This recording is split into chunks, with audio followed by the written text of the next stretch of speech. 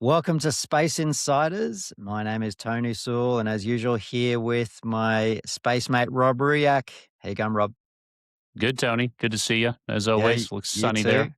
Yeah. Oh man, it's Yeah. been great. I'm looking forward to getting down to the beach this weekend.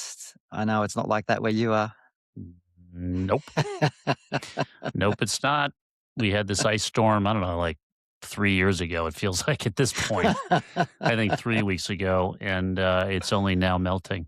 And the Yeah. other day, Wow. it was like I think it was 39 degrees, and I didn't wear a jacket outside because it's all relative. It felt like I was in Florida. It was All right. glorious. Nice. Not out of it yet. Well, Rob, we just wrapped up another great interview. This week, we spoke to a guy by the name of Mike Morris. He's the founder and president of a company called Sitomni, a Denver-based company. It was a real surprise package, this one. It was, yeah, I've known Mike for a little while now. He got introduced to me by a phenomenal colleague of ours from AWS, Rachel Jacobs, a couple years ago. And, this interview, I think, will surprise everybody with what we talk about in the beginning. But, And I don't always think you know, we should give too much away because, no, it's hard not to, but listen to the whole thing. But the beginning is really good. yeah, But he's a founder and he's the head of Satomni. They do a lot of different things. But specifically out of our interests is, they focus a lot on space system software, based in Denver, launched in 23, and Mike's had a lot of experience. He's worked at Lockheed Martin as an engineer. He was also one of the early employees, senior director of operations at ASI, which was acquired by Rocket Lab a handful of years ago. He was also, ran a lot of the operations and software engineering as well. So he spent like 22 plus years in super senior roles mm, and has crossed that, kind of large company acquired by small mid-sized company to actually starting one. So he's very interesting, very technical, but also an interesting leader. And it was a great interview. yeah, and I think without giving details away, that the opening couple of questions and Mike's description of the origin story of Sitomni is genuinely riveting, and I'm not going to give it away. Make sure you listen to it. I think you're really going to enjoy it. So, Rob, I think we'll just let people get to the interview. What do you think? Let's do it. All right. See you in a minute.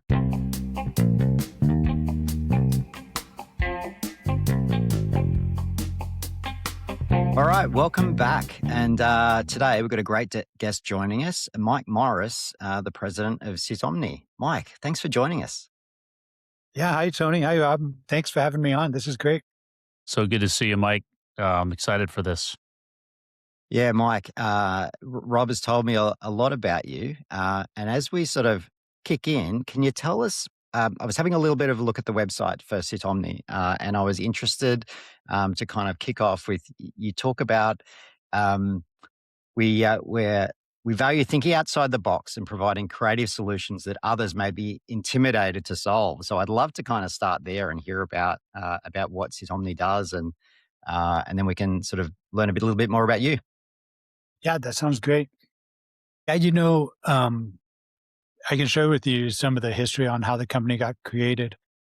But really, I look at the group that we have together. A lot of the employees that we have, I've worked with for 20 years or longer, and so it really is. You build this friendship and this dependency on each other, and you look at challenges, and everyone has. We've been working together so long and doing the same you have the same personality and attitude as far as like there's no mountain high enough, and so that really is the feel of Satomni is like let's make it happen and tackle every even the toughest challenges. And can you tell our listeners what Sitomni means and what and the origin of the name? Yeah, for sure. So Satomni is a Oglala Lakota word, and on the website we have all of it throughout. And the way that it started is, forming a company is always hard, and even finding a name. You go out there and you look at a domain name and every single one of them is taken. Well, Been We there. really yeah, it's so Yeah. true, and, You just in gotta fact find dot something, right, right? Dolph yeah, and, but for us, what we knew we wanted is we wanted to embrace, my native culture, and so we really were looking for, a Lakota word that was a good match, and that's where, when we did this, we were thinking space, we're thinking sky, the stars, and, the so we found a word, Sitomni, and there's a common phrase out there, Maka Satomni, which means everything on earth. And um, we ended up talking to the medicine man in our tribe, and we wanted just more insight on the word. And he was really helpful, in explaining it. And really, like, it was, just opened our eyes because as he described it, even though, like, if you look it up, a word of meaning all over and throughout, he describes it more as where you are now and where you're going. And it's this world and it's the spirit world. So it's not just the universe. It's, there's no time boundaries. It really is everything. And so, when he described it that way, we knew like it was a perfect fit. We really loved the word itself and we loved the meaning behind it. And it was very special to us to have, you know, his name was Warfield. To have Warfield's support on this in helping us find this name. So, in related to that, also it's important to us to look at the Lakota virtue and really form our company around it and communicate it to all of our employees that this is what we believe in. So as you look at honesty, generosity, kinship, spirituality, and many of the other Lakota virtues, like that's what we want to be. That's what we want to tell our employees and form the company around because we really believe that that's gives us our solid base. Oh my god, Mike, can I please work Yeah. for you? That I gotta tell you, that is so powerful. It is. I had no idea the background there. And I don't think I've ever heard a story so meaningful behind a company name. It's really impressive.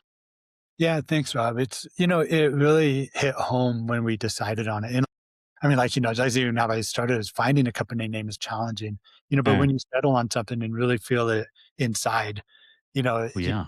makes you, What really, I love about that story, Mike, is like so many times when Rob and I have had these discussions with with the people we've interviewed, so much of it has come back to culture and we had a whole sort of reflective session on this a couple of weeks ago, and it reminded what you were sort of talking about reminded me. I think it was Jana Spruce who was sort of reflecting on like how culture is the only thing. I don't think it was Jenna actually, but anyway, how culture is that's your true competitive advantage and the differentiator, and the fact that you've started with that with the name, I think it backs up sort of everything we hear. So like, how the story you've told and the origin behind Sitomni's name, like how does that come across in the way you run your business and the mission of your business and the types of business you're going after? yeah, we're still very high tech, but it is a daily reminder of what we're grounded in. And so in finding that balance, is super important because I think it does, you know, our employees are very aware of it and they know that everything that we're doing needs to be ethical. We need to be honest with each other. We need to have that friendship and collaboration to really grow the company. And I think that's it is, at this point in my life, I've experienced a lot through the years. And it really boils down to that is I really want, the employees to be part of the family. It sounds cliche as with a small company, but it is true. That's what I grew up with ASI. And that's what I think Satomni is going to, or that's what Satomni is as far as like, this is an enjoyable place for the employees. And we'll still continue, doing high tech fun Mm. stuff. It's incredible. It's incredible. Wow. What a way to retain skills and talent. I love it. Well, what does the company do, Mike? So let's love to learn a little bit more about what you guys do, um, and how you bring all that passion to the market. Yeah, so we I would say our areas of expertise are, you know, still on the space side, still a Hmm. lot of space software, you know, a lot of expertise in ground systems, mission operations, and flight software. We're doing some IVMV on launch vehicles as well. And then we have general software and, we're doing some case management system software. And then we have, our software products. And so it's, mostly space focused, but also branching out into general software. And then, I formed a partnership with 21 Software, and we're growing the cybersecurity side, and that includes a product called T Cell, which is a security hardened spacecraft OS. So still related, but just complements the work that we're doing here. So what is it? So tell us more about the business. So is it a product and kind of labor based business, like a consulting firm too? Is it? How does that work? Yeah, and it's very much modeled like what we did at ASI, where we want to do enough contracted engineering to still fund the R&D for our product line. Hmm. So we have Prospector, we have a case management system, and now we have T Cell, that we're involved in. And that's what we do is all of the contracted engineering work we do is in the state, still in the same domain, so that if we pull someone off of contracted engineering and put them on the product side, we're bringing in even, more fresh ideas into Mm, that and capability that they can continue to grow. And so it is a balance. I look at it and, we're working with a lot of great customers, doing challenging projects. But at the same time, being able to pull that knowledge base back in and grow your products, I think is key. yeah, I mean, I think you and I were talking about this pretty recently on the let's say the flight software, flight OS type of capabilities being developed in the market today. I mean, it's Tony and I talk a lot about this. Like, the space industry is this revisited market. There's years of it being developed, right? It's not a new thing, but it's revisited from a commercial lens, and with that, a lot of the new market dynamics and the ways that commercial entities buy and sell and everything else. And what I've found with a lot of companies in this industry to date, a lot of it's all vertically integrated, and especially things like the heartbeat of the spacecraft, which really is the OS. So how is that changing? And as you guys work with customers, I mean, is it still a lot of kind of like you provide that OS, that core flight software, and then you customize it, and it's still very custom cabinetry? And are you seeing this particular part of the industry moving towards more of almost like a Windows type of approach for, every operating system where, you install it once, it's got standard hardware and it just runs. Like, where do you see this kind of going? Yeah. And, you know, what we're doing with T Cell is very much is we support, hardware platforms, but if a customer comes to the table and they have a new flight computer, then we need to put the OS to that flight computer. So it is kind of a modified off the shelf, in most cases. But I do see that, it's interesting because, I think the commercial space industry has really pushed, people to do things faster and cheaper. And so I think it's the companies have to evaluate and look at the ROI on doing it in house and being vertically integrated or looking at a proven COTS product. And, it's a tough decision because, that that decision not to do it, a lot of times it's, you've done it the same way for years, sometimes probably too many years. And now you have to maintain this legacy software. You need to test it, you need to maintain it, you need to enhance it when it might be a technology that isn't supported that much anymore. Yeah. And so it really is that trade-off of finding, what we look at is like, um, we can provide products that are a good replacement for the current tools that are in-house. So whether it's Prospector or T Cell, it's the we can come in and not only provide the tool, but provide the expertise to support that.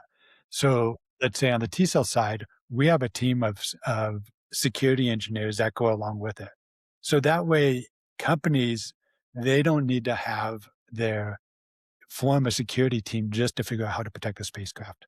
They can get this COTS product with the supporting, experts in that area to support it, and they don't have to grow their own internal team. And I think it's been, customers will still decide, or companies will still decide to do it all in-house as Mm. well. But it just means they have to grow a new business unit. Just like on the prospector side, they need to have data analytics group just to know how to take that data apart and the domain knowledge of, to be able to make sense of that data. So, Mike, the comment you made about the pressure to move faster and cheaper, like what sort of risks is that creating? Considered, and you talked about cybersecurity as well. I'd love to get your thoughts on that.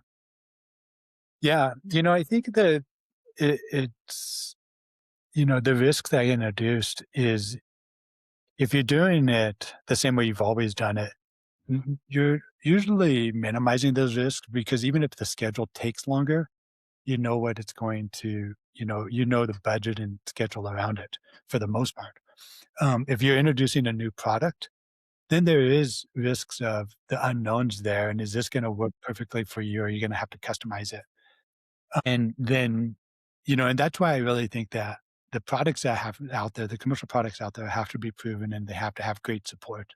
And I look at it as like for us to put any product out there, we have to be able to stand behind that and help the customer through any of those challenges. On the cybersecurity side, doing it in house, the government is coming, out with a lot of policies and regulations surrounding cybersecurity in space. And that's from day one, that's the risk. I mean, you'll write a proposal, and if you don't know how to interpret those policies, you're signing off on a proposal saying, "Oh, yeah, we can do this," without knowing the lower level details of the risks that you might be introducing or the costs that you might be introducing to actually accomplish it. And so, we've worked with companies at that level to, overlay what we provide as a product on those, let's say, on those security controls and what the contract is requiring them to comply with. And and if they take shortcuts, right now there's not a strong audit to say, did you do this correctly? But I think as we move forward, as technologies advance in space and there's more threat vectors, there's definitely going to be a threat there. And then there's at some point there's going to be a process to be like almost like your safety or quality of saying, have we checked all these cybersecurity requirements on the spacecraft? Because it's just, you know, because we're advancing technology, those bad actors are advancing Yeah. technology as well, and we have to protect it. Do you think the industry is keeping up with that the potential for that threat? Um, I I think we are behind because even as we talked about, at the beginning of the call, that's the last thing you want to worry about Mm, is cybersecurity, and as an engineer that has done, software for years, it's like I just want to get a job done. I want it to have mission success. But cybersecurity needs to be addressed as more secure by design. So you need training out there, not only for the managers to know what they're asking for, but also the engineers to know how to do, software and, best practices related to security. And it needs to go all the way up to have funding and support by the company to have it in place. And so it's a challenge. So what I mean, just to make it real for people that are not familiar with it, what are the biggest concerns around cybersecurity in space, in your opinion?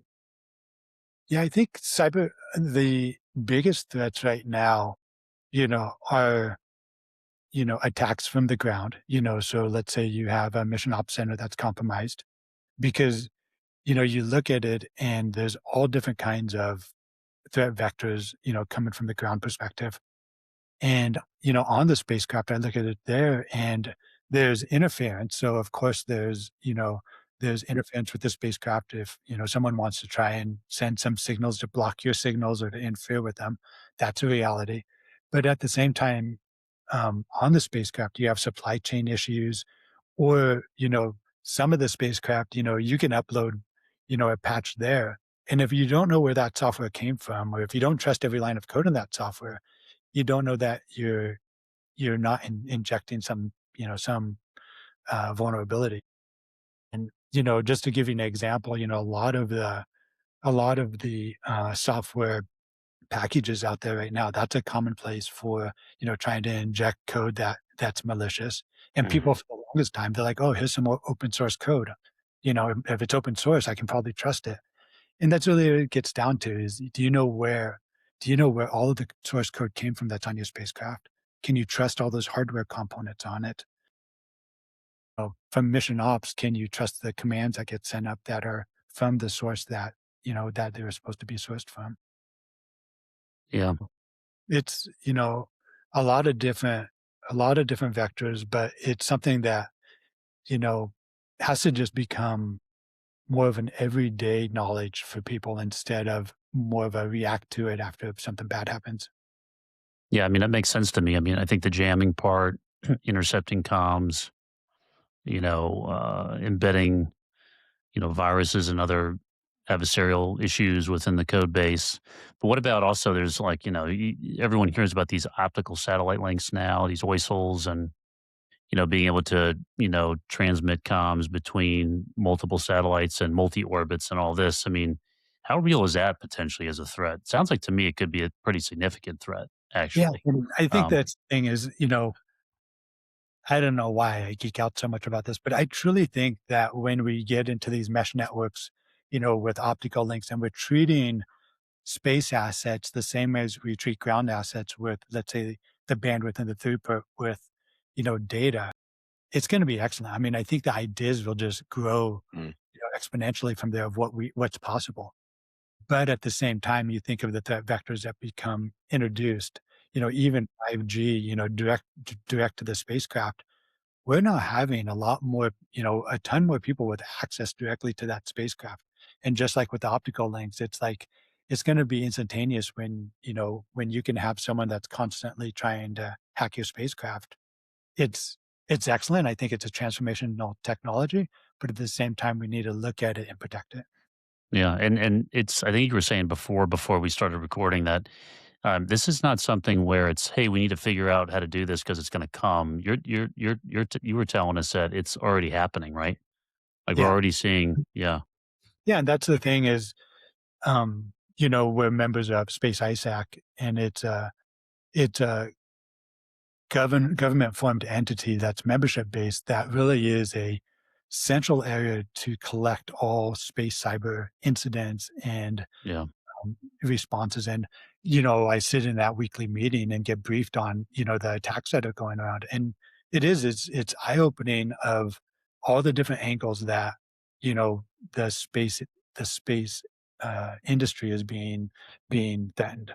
All right. So Mike, just I guess to pivot off, I don't want to get sort of too bogged down in depressing topics like the threats in space, but it is super important. But sort of going back to your business, I mean, because I think one of the interesting things that we've seen as we interviewed different people in different parts of the space industry over the last 12 months is their experiences. And you came from a large company, ASI. You lived through an acquisition, and you decided to create this small business. So what what's been the hardest thing to adjust to leading a small business? Because there's obviously a lot of benefits of being small as well too. So Yeah. Well, I think, ASI, when we left Lockheed Martin, there was three of us that left Lockheed Martin together and grew that company up as a small company, and which ended up getting acquired by Rocket Lab. And so that's, I had a lot of great experience, both from the engineering side and also on the business operation side of what it took to run a small company and to grow it. Um, what I think is, one of the biggest challenges right now as a small company is um, the number of regulations that get passed down on us. So I look at, security, accounting, quality, all of those have flow downs that come with their own, policies and procedures and everything that we have to be in place to conform, comply with those regulations. And it's not they're all good in nature, but it pulls the focus away from the technical side.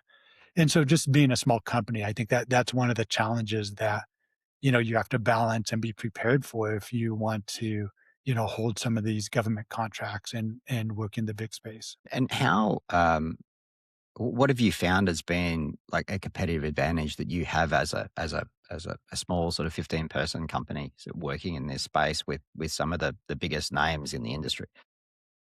I think it's just being a close-knit company, so, our employees get together and, we're collaborating weekly and leaning on each other a lot. And I think that that's, in a bigger company as you grow, you kind of get siloed and you get put off on your projects. But we still are at a good size, where, you know, there's multiple times a week that people are collaborating together, sharing ideas, you know, providing input on other programs. And I think that really is the benefit. So it's more of a group effort in a lot of cases when there's some tough challenge to tackle. And I feel like that's partly our culture and also just the benefit of being small enough where we can lean on each other a lot. You're muted, Rob. Shoot. Can you edit that one out too? Welcome to the party, Mike. But keep the snort in though. What do you think is the hardest part about running the company, Mike? Especially as a small company. What's the biggest challenge? I think the biggest challenge, honestly, is staying on top of business development, and always having, looking out to the horizon, looking for those opportunities and just planning for it. And not, always with the idea of, yes, we can grow the company, but also just maintaining and keeping exciting work going and looking for new opportunities, and I think, we ask for input from our experienced engineers, and we ask for input from our young fresh engineers also that to feed into like this idea generation. And as we come across, an RFP, what are those different ways that we could tackle it? So really, that is one of the challenges I think is, making sure we're on top of business development and making it a priority in the company. And then, on the other challenge, like I said earlier, is just complying with all on the business side, whether it's accounting or Yeah. security and quality. Those things are challenging just because it pulls away from some of the engineering. Yeah, it's interesting because I think in what you guys do, I mean, you do a lot, but if let's say on the space side, um, it's really hard just to hire someone who's like really, really good at networking and positioning product. I think in your world, it's so heavy, kind of on the engineering and domain expertise side. It's got to be difficult to find those right people. I mean, we've done it. We had a tough time, Tony and I, when we were building teams.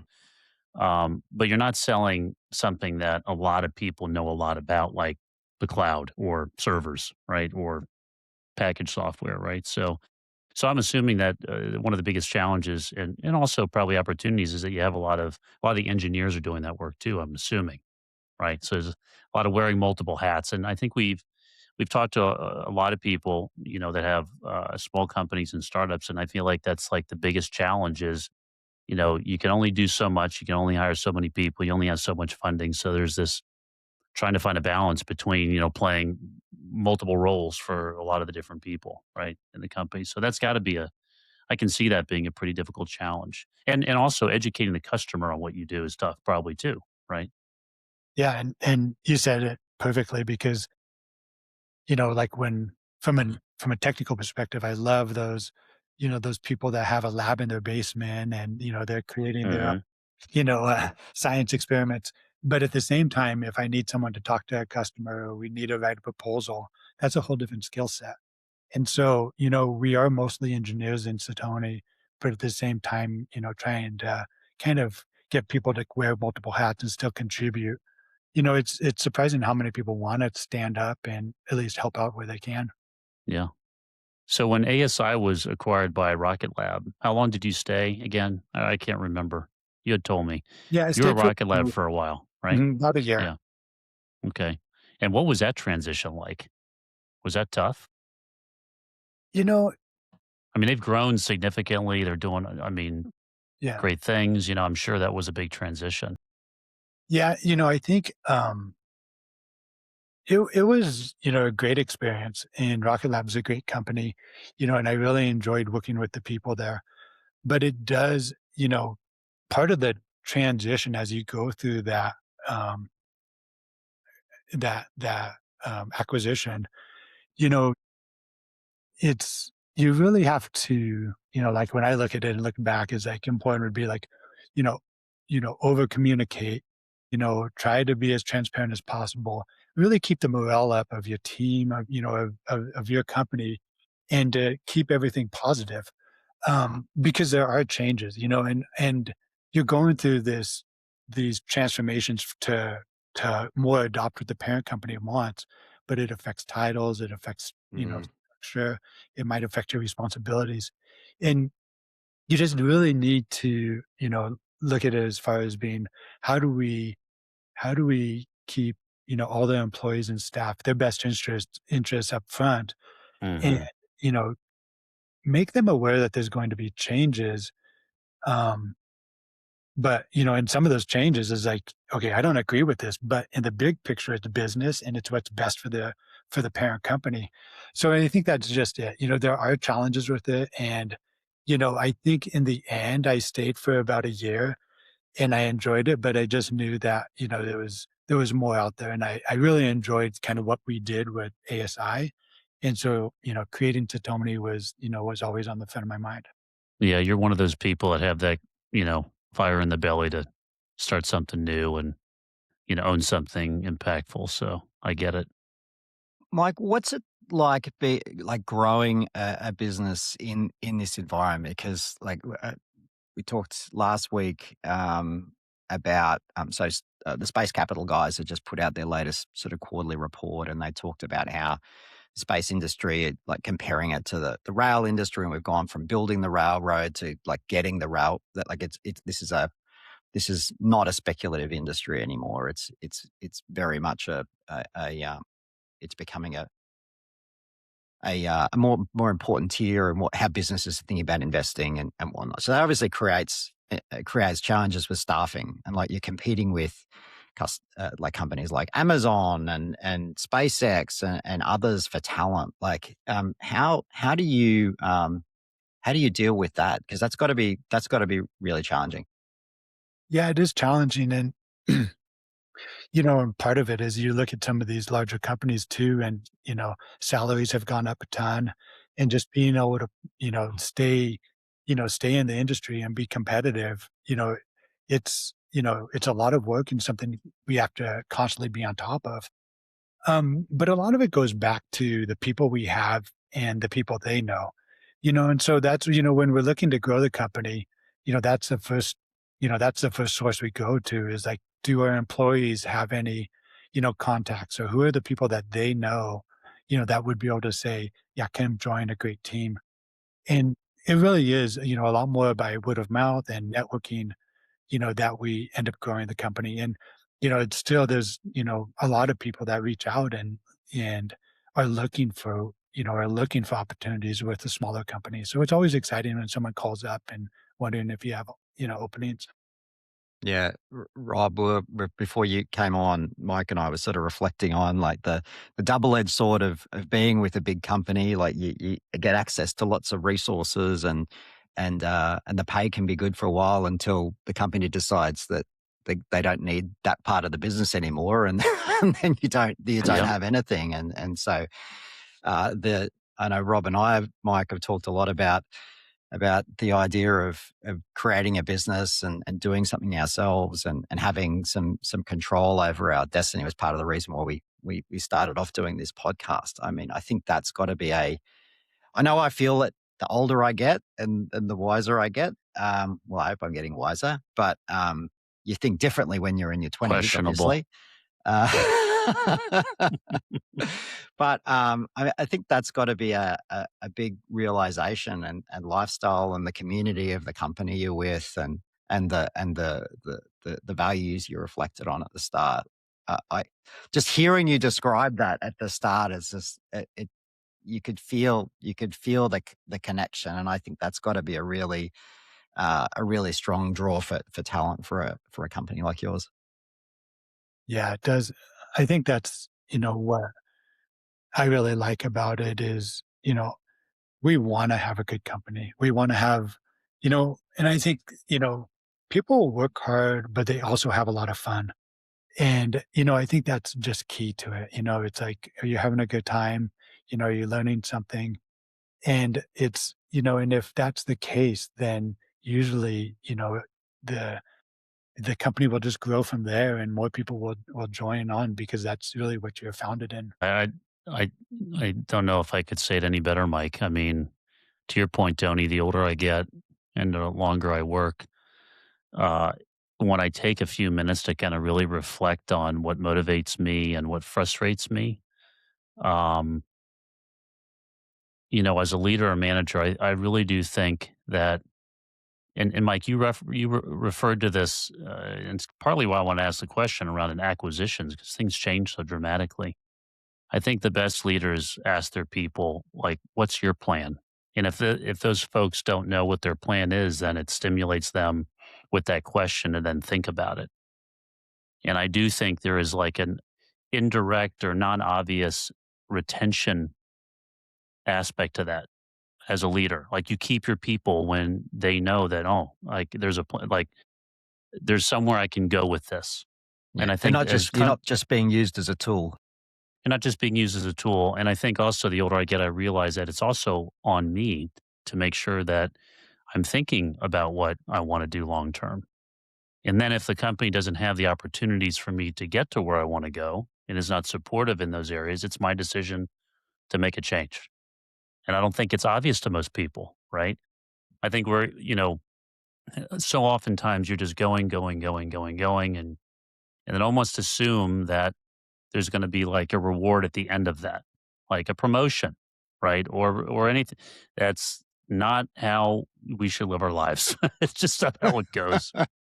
But I think even, and for some people having a mission that is like so well thought through and so well understood, and it's not just a recruiting vehicle, but is really embedded within the DNA of how you make decisions, almost like the social contract within the organization, like Mike, you have implemented.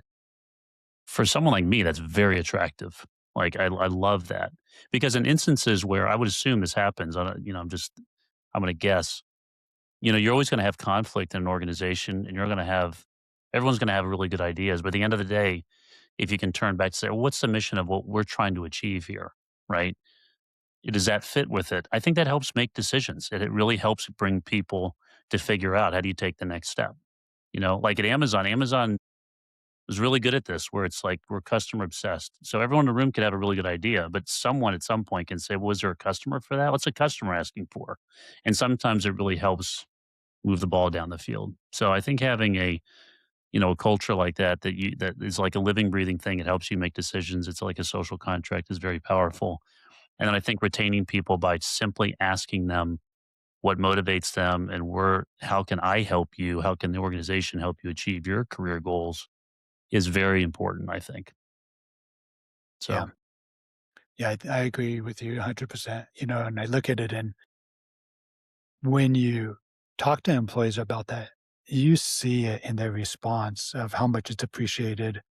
And it's not just talk, and that's where mhm, it's on, myself or the other leadership to say, how do we address this, yeah, And you're totally right. And that's why I think you have to have a connection with your employees, and for them to be able to also even just tell you that because sometimes it doesn't come out and you mhm, do need to prompt them for it. And, it's just that matter of care and that culture that you're breeding that's, going to make it just even that much stronger. yeah. Well, I've kind of seen that in you since I met you, so it's always been good to catch up. And Mike, thank you for everything today. And I thought it was a great conversation, Tony. Did you have Yeah, fun? it was. Yeah, Really strong opening there, Mike. Yeah, I big think time. you had us both mesmerized with the story of the company. We really appreciate the discussion. It's been fascinating. Yeah, Well, it I was appreciate it. hard to pivot to cybersecurity after that. I'm sorry. I'm It just going to be was a honest. little bit. I'm just going to Not be that honest. exciting. Yeah, no, I appreciate you guys having me on. You made it really easy, and I enjoyed this, and hopefully we can do it again.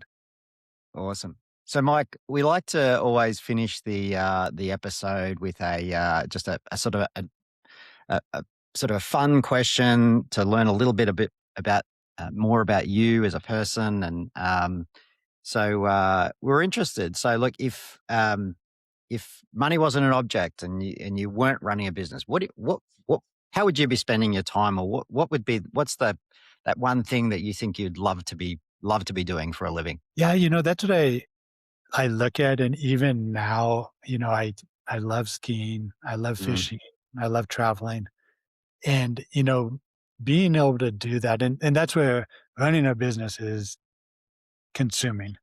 So that's what I look forward to. If I didn't have the business, and I would enjoy life more like that. But that's why I'm looking, even with Sitomni, it's like, how do we eventually find that balance? It may not be for a little while, but we need to get there and, you know, be able to go have that fun. I love it. What that's about you, great. Tony? What would you do? Um, you know, uh, I'm one of my good mates from the army. He left the army a while ago. He'd had some sort of challenges with PTSD and whatnot, and he went off and studied horticulture. He was a signals officer like me, and I love gardening and stuff, and I've often thought, like, I would just love to have like a gardening business or or something where I could just be outside mowing lawns, looking after Man, gardens, I did not learning. know I that love about you, learning about, like, Tony. I'm always like, we've just recently moved to Melbourne, Australia, Mike, and it's a beautiful part of Melbourne we're in, and there's all these new plants and trees that I'm reacquainting myself, and there's like birds everywhere and stuff, and I just find myself wondering about what these plants are and what sort of tree is that, and so I think I'd love to be doing that. Maybe that's in my future. I don't know. I had no idea, Tony. I know you love to talk about your grass. I look at I look out the window now and I see in DC, I see ice still. I see a lot of dead trees and no birds. Right. It's pretty depressing over You can here. probably hear them coming through my mic. There's been birds chirping all morning. So, Mike, here's one thing about Tony. So, he just moved back to I almost said Florida. I don't know why. I have I have I have beach and warm weather in my head. Australia, right? And he and his family have a great place. They have this view. Apparently, he sent me many a picture of the beach a couple blocks away. And so, I'm just so jealous. It's terrible. It's terrible. I think I'd be a rock star if I could be. All That's what right. I do. Yeah. 100%. I love playing the guitar. I'm not good enough to be a rock star, but You you would know, be. I would love it. I Yeah. think that'd be fun. Just, playing and making people, I guess, drunk and happy and laughing. And it's just something that is just so appealing to me. I probably get sick of being on the road a lot, but I've always wanted to be a rock star. Yeah. We just got tickets to see Chris Stapleton at the Gorge, and Ah, he's Oh, so wait a good. minute. When is that? When is that, Mike? I think it's in July.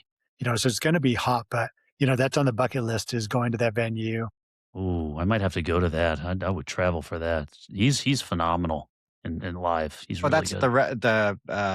what's that a venue called? Gorge.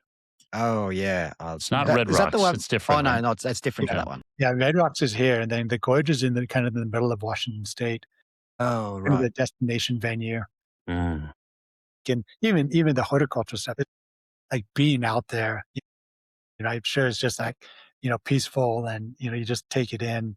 He is one of the most incredible musicians, and his band is just phenomenal. Um, yeah, if you haven't seen him before, Mike, you're gonna have a ball. It's Yeah. so good. Yeah, I'm Yeah, excited. horticulture and music have been one and the same That's all for right. We quite a can long see a time. crossover here, Rob. Maybe That's there's right, we I do. don't know. Well, you said grass. That's You're talking right. about grass. I mean, That's like, right. Yeah, there Right. you go. Yeah, There you some go. kind. Yeah, Mike in Denver, he's got a lot of that's expertise. right. So there we go. Well, Mike, Good thanks stuff. for everything, man. It was really good to see you. How could people get in touch with you if they'd like to do so? Yeah, I think LinkedIn and our website are probably the easiest. We have our capability sheet in the, at the bottom of the website, and, just, if anyone wants to just, if you share my number and they want to reach out and grab coffee, I'm always up for that as well. Awesome. And Mike, will you and your company be at the Space Symposium coming up in a little while? Yeah, we'll be there. I think I'm only there on Wednesday. Okay. But if I can be there more, I will. But we plan on attending. You getting out there this year, Rob? I think so. Yep. Yeah, Yep. good Mike and I were talking about that last week. So Good stuff. yeah, I love that. I love that conference. It's a good one. Nice. Well, Mike, thanks again for joining us, and to everyone who's listening, thanks for joining, and we'll talk to you next week. Yeah. Thank you, guys. Thank you, Mike.